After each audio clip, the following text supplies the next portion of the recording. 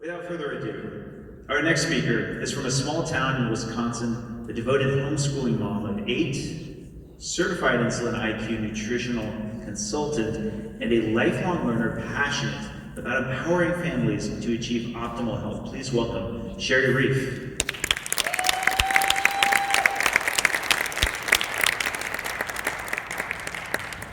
Good afternoon. Good afternoon. They thought I was short, so they got me a box, and I feel a little too tall. It is an honor to be here. Let's see if I can work this. Hey, look at that. Okay, so I'm going to start with my conflicts. I'm a certified insulin IQ coach, and as my bio said, I have 8 children, and I am now the grandma of a beautiful baby girl. So I would like to share some of my family's background and how 4 individuals have been failed by our healthcare system. This is my grandma, and she was raised through the Great Depression. She learned to live with very little. She was also raised to follow doctor's orders exactly. Grandma ate low fat because her doctor told her to. Never was there any mention of limiting processed foods, just keeping that fat low. Grandma's cupboards were filled with pretty much any highly processed foods you can imagine, and some of my fondest memories growing up were eating those foods with Grandma. I still remember a dessert Grandma made, which consisted of white bread slathered with margarine and sprinkled with white sugar. I can still remember the feeling of the grit of sugar in my teeth. My grandma struggled with several health issues, and in 2011, she was diagnosed with both dementia and very bad sleep apnea at the young age of 80. Nothing was ever said about her diet or lifestyle, and all that was offered were medications where the side effects made everything worse. In 2012, we had to move Grandma to a dementia facility, and there the food was highly processed with very little protein offered. Grandma passed away shortly after Easter in 2014. If we had known about the research we have on diet and dementia, we could have made changes and maybe have gotten some more time with her, but we were never offered this hope. My mom was a single parent until I was 9, and we lived on WIC and food stamps, which meant having to go through all the government nutrition classes, where we were encouraged to purchase highly processed foods. Mom would drink 4 to 6 cups of tea a day with 2 to 3 tablespoons of sugar in them. I guess you could say she had a little tea with her sugar. In 1995, she was in a horrible car accident, which left her with her right foot paralyzed, and she endured constant pain, which led to becoming addicted to pain pills. She also suffered with mental illness for most of her life. As things progressed, Mom ended up in therapy for over a decade. Multiple meds were tried, none worked, and there were multiple stays in the hospital. One of the illnesses my mom suffered from was Munchausen syndrome by proxy, which means she would make her children ill to gain her self-attention. When there were no more children at home, she would make herself ill to get attention. Suicide attempts were not uncommon for her, as it was a way to get attention, and someone would inevitably find her in time.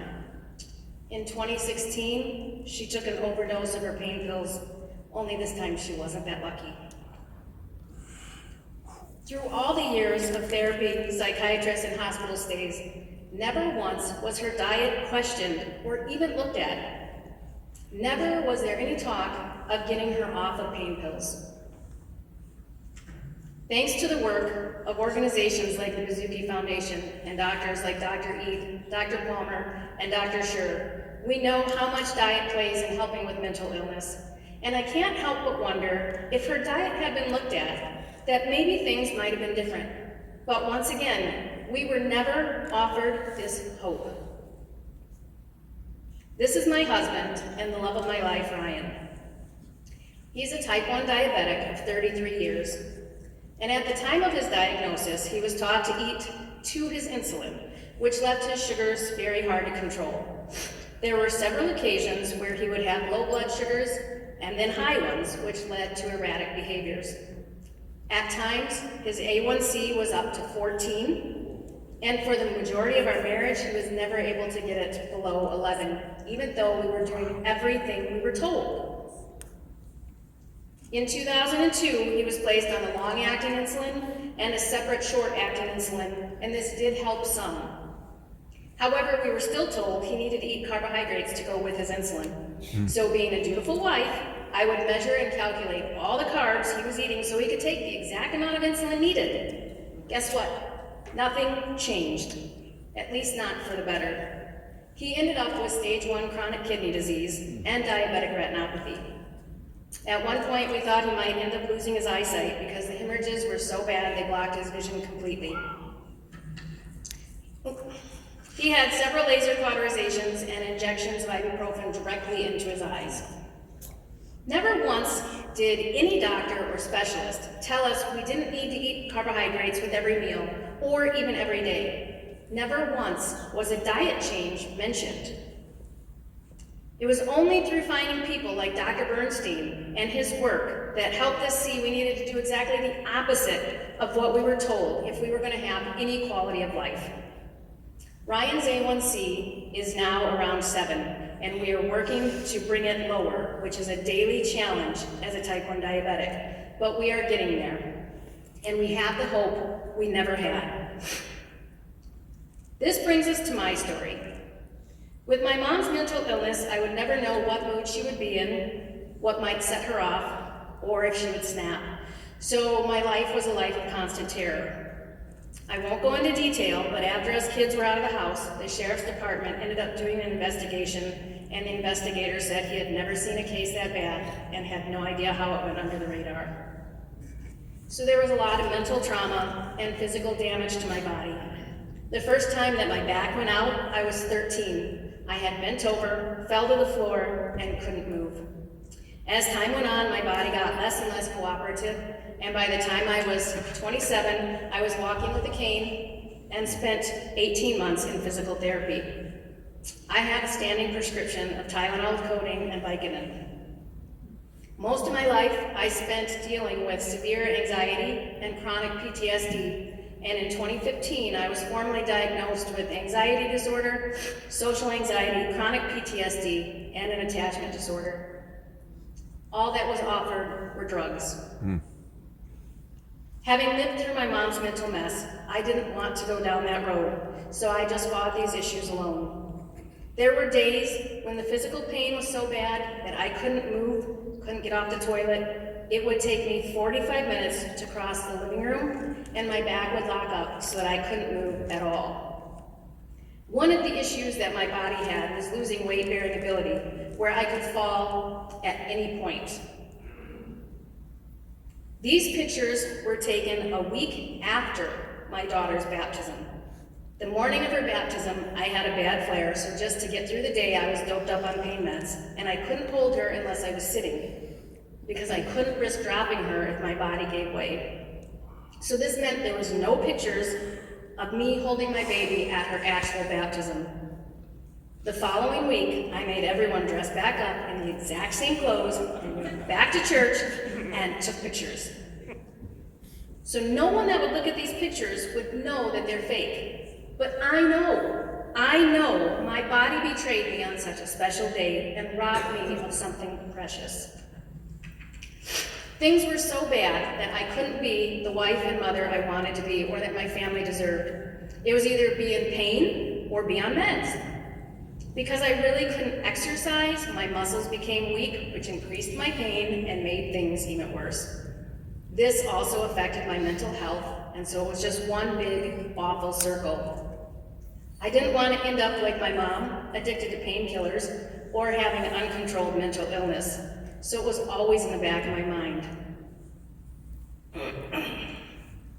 In October of 2011, we had a tragedy which changed things forever. I was 32 weeks pregnant with my 8th baby, and I knew something was wrong. The medical team insisted everything was fine, so I didn't push for further checking. At 34 weeks, he passed away and was stillborn. This nearly pushed me over the edge mentally, but it's through this tragedy that we learned we had to be our own advocates. We had to push for answers when we knew something wasn't right, and that very moment led me to where I am right now. Never once was my diet or lifestyle brought up. Never once was inflammation brought up other than taking 1,000 milligrams of Motrin every 6 hours. I also suffered with horrible reactive hypoglycemia to the point my sugars would drop to the low 40s, and all I was told was to eat 6 to 8 times a day and carry raisins in my purse. Finally, in 2018, I found Dr. Jason Fung's The Obesity Code and learned about insulin and how it affected the body. This led me down the rabbit hole I have never come out of. In 2022, I finally found a healthcare provider that knew about complete testing and wanted to work with me to figure things out. I learned that my inflammation markers were off the charts. These numbers were 4 years after eating low carb and low inflammatory foods, so I can only imagine what they were before.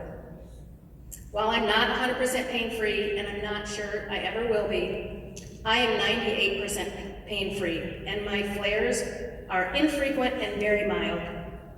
I haven't touched a prescription pain med in over 5 years, and my cane is fully retired. 10 years ago, I didn't think I could ever wear shoes that weren't sneakers. And never did I think I could be in Las Vegas talking to a crowd of people because my anxiety was so bad. I truly feel like I'm a walking miracle. These stories are not anything groundbreaking or special. They aren't losing 300 pounds or getting off 12 different medications.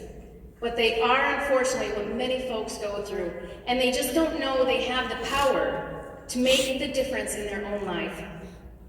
I wish I had known about great doctors like Dr. Eat, Dr. Palmer, Dr. Berry, and many more years ago for my grandma and mom because it could have made a difference.